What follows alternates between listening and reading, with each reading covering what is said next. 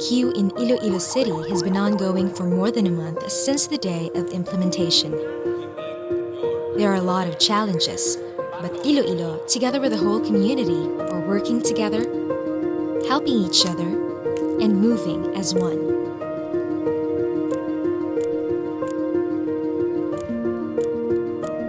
Everyone from different sectors is doing their part.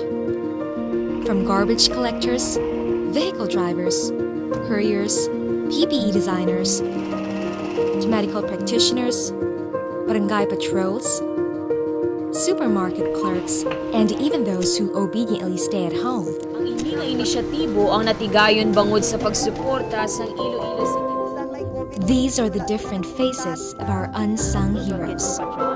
No matter how big or small, each one has a role to play and a purpose to fulfill. Mga adlaw nag-conduct sang mass rapid testing sa aton ng mga kopdanan sa PST mo, no?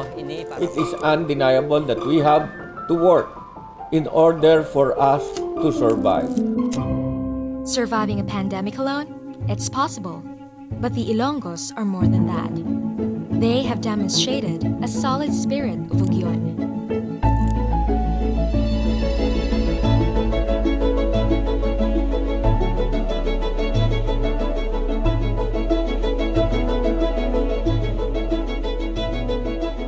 At a time when unity is needed the most, that's what the Ilonggos have shown.